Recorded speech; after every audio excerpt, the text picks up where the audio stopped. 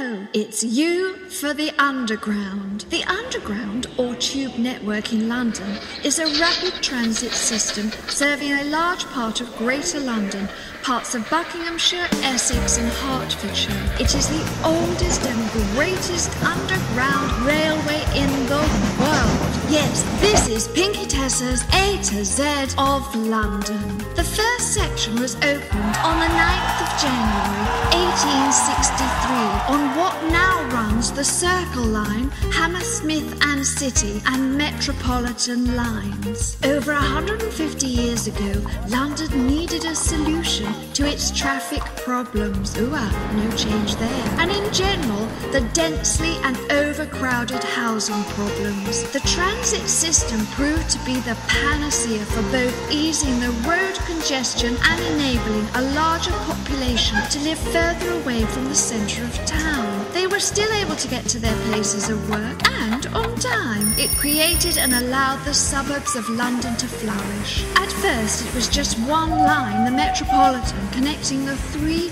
major rail terminals, Paddington, Euston and King's Cross, with the city at Paddington. The original design was to move passengers about using compressed air. It would have worked by blowing the carriages through the tunnels and sucking them back using air generated by great compressors at each end of the track. The major flaw in this system? There is a major flaw in this particular system? Well, there was. The air leaked out continuously through the joints. I think it would leak out through my joints and all. What a lovely pair of joints. Plan B reverted to the steam system, that's steam engines, and it proved to be a huge success, allowing London to work efficiently. Thank the Lord for that. It is calculated one tube line is the equivalent to a 7-lane highway. It is without doubt the arteries of the city, keeping it alive, transporting a ton of passengers daily in a safe and efficient manner. Today it runs on electricity and uses the 4-rail system and is one of the few networks to do so. You will have to look up the 4-rail system yourself because I don't get it and I'm not sure I care. The underground works and that's enough for me. But you can get electrocuted if you fall onto the tracks and you touch the wrong rail. I just don't know which one it is. So beware or be charged. Despite being referred to as the underground or tube, a greater percentage, 55% of the network is actually above ground. It is commonly referred to as the tube by both users and the official publicity. The term refers to the deep level bore lines which the trains on narrower standard gauge track use, i.e. the Northern and Piccadilly lines. The subsurface cut and cover lines use the wider gauge and were those first built, the Circle and Metropolitan lines. The two systems were distinct until 1933 when they united under the London Passenger Transport Board or London Transport. They became a single entity in 1985 when London Underground Limited, LUL, was created by the government.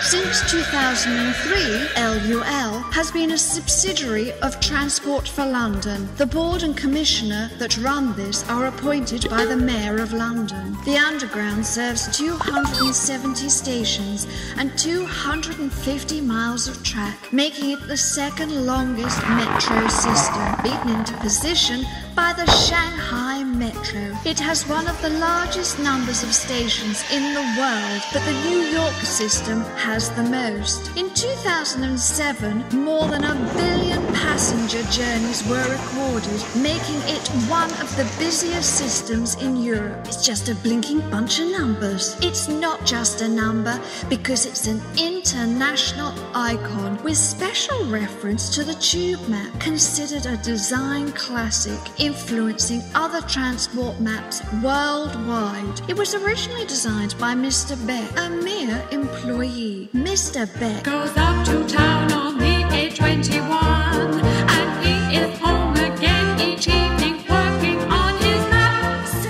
who do we think was barely credited with his innovative design based on an electrical circuit board and made no financial gain of it. Mr. Harry Beck lived in Finchley, and a copy of one of the original Beck maps is resplendent on the wall of Finchley Central Station. Beautiful eye, because it's a bit faded now. The stations are shown in relative positions and are not related to the true geography.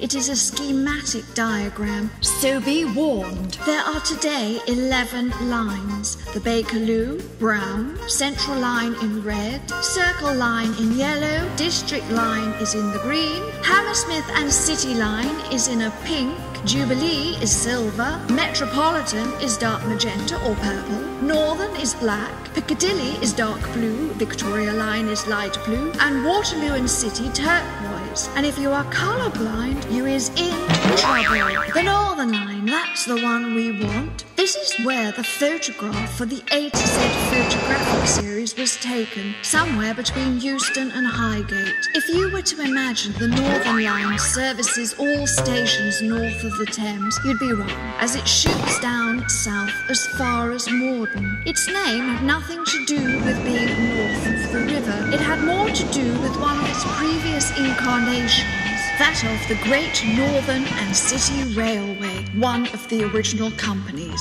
For most of its length, the Northern Line is of the deep level kind, but it pops out onto the surface at all three ends. For the Barnet branch, this is East Finchley. On the Edgware side, it's Golders Green, and down in the south, it pops out just in time for Morden and tea. There are 50 stations on the line, 36 of them are below ground, and it's the second busiest line. The number one in being busy is the District Line. The history of the Northern Line is so long and convoluted, I think I'd drive myself insane trying to work it out, let alone telling you lot all about it. It came together, as is usual, by the combination of several lines and companies. Work began on the line in the 1920s and 30s, which is very apparent by some of the marvellous Art Deco station architecture. There were several expansion plans abandoned, accounting for its strange shape and the odd Mill Hill East spur,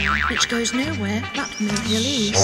After that bit of history, I'm furrowing a tunnel right up to the 1980s, where up until the 1990s it was nicknamed the Misery Line. But happily, its reputation was restored with the introduction of the 1995 rolling stock, and thus ended the sit-down and not get off passenger protests. But that doesn't mean there haven't been upheavals, with improvement works, track replacement, signal upgrades, the refurbishment of stations, and the whole 9 yards, necessitating the use of the hapless rail replacement bus service, loved only by no one. On the 7th of July 2005, the 7/7 incident, a defective train prevented the Northern Line from going up in smoke, which is why the number 30 bus got it instead. Other lines attacked by the terrorists included the District and Circle and Piccadilly lines. 52 civilians lost their lives, plus the bombers,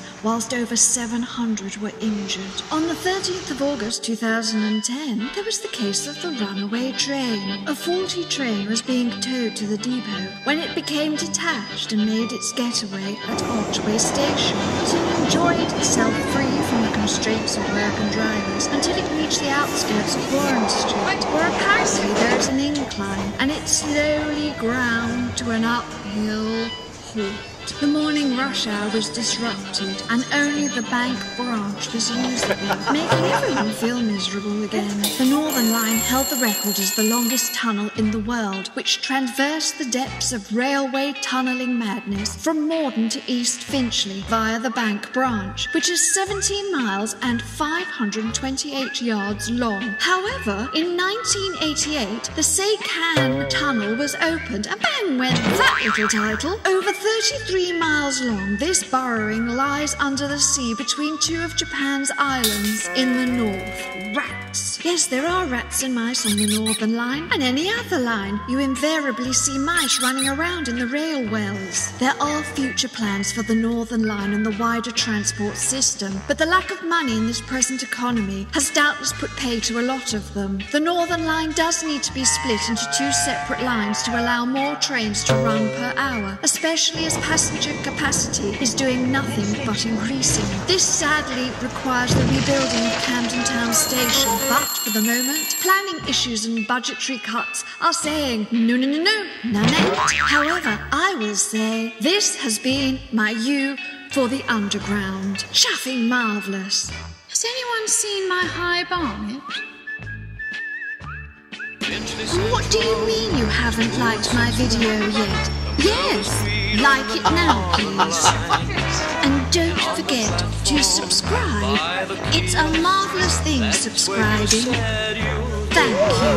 There's always something fabulous on Pinkietessa.com.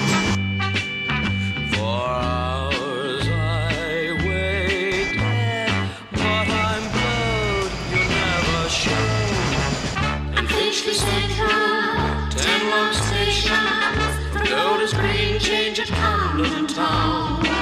I thought I'd made you, but I'm afraid you only let me down.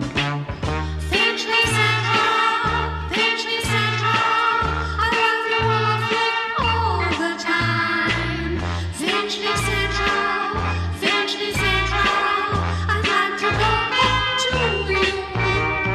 But I'm with you all day long.